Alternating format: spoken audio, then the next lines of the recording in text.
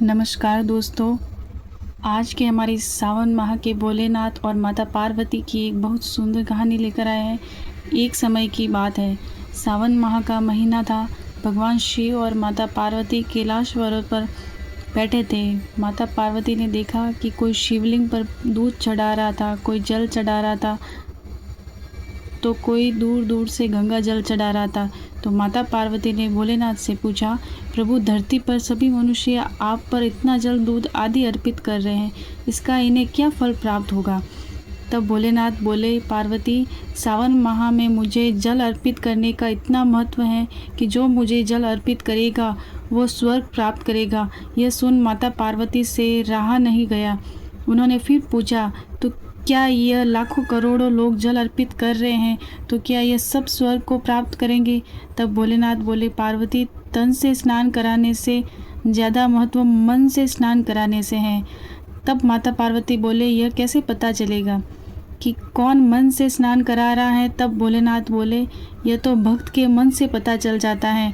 तब भगवान भोलेनाथ बोले, चलो पार्वती, इसके लिए हम आपको धरती पर ले चलते हैं, वही आपकी जिज्ञासा शांत हो पाएगी। तब भगवान शिव ने अपने आप को कुरूप सा कुष्ठ रोगी बना लिया और माता पार्वती को एक सुंदर स्त्री का रूप दिया और दोनों एक शिव मंदिर के बाहर जाकर बैठ गए। वहाँ बैठकर जो भी भक्त वहाँ से जाता, माता पार्वती कहती, मैं बहुत गरीब हूँ, मेरे पति कोढ़ी हैं, मैं इन्हें कंधे पर बिठाकर यहाँ तक लाई हूँ। सुना है भोलेनाथ की इस मंदिर की बहुत मान्यता है। यदि इस मंदिर में मैं अपने पति के द्वारा एक लोटा गंगा जल अर्पित करवा दूँ तो यह ठीक हो जाएंगे, लेकिन मैं बहुत थक गई हूँ। लेकिन हमने 2 दिन से कुछ नहीं खाया है, हमारी कुछ मदद कर दो। अब जो भी व्यक्ति उधर से गुजरता, कोड़िल को देखकर घिन करता और दूर चला जाता और सुंदर स्त्री को देखकर उससे कहता, तुम इतनी सुंदर हो, इस कोड़िल को छोड़ दो और हमारे पास चलो। ऐसे ही देखते देखते शाम होने को आ गई और वहाँ एक गरीब मजदूर आया और माता पार्वती से बोला, माता, आप दुखी क्यों हो? माता पार्वती ने सारी बात कह दी। तब वह बोला, माता, मेरी माँ ने मुझे 4 रोटी दी थी, ये आप पहले खा लो। कलयुग में आप ऐसी स्त्री हो जो अपने पति की ऐसी सेवा कर रही है, मैं आपको प्रणाम करता हूँ।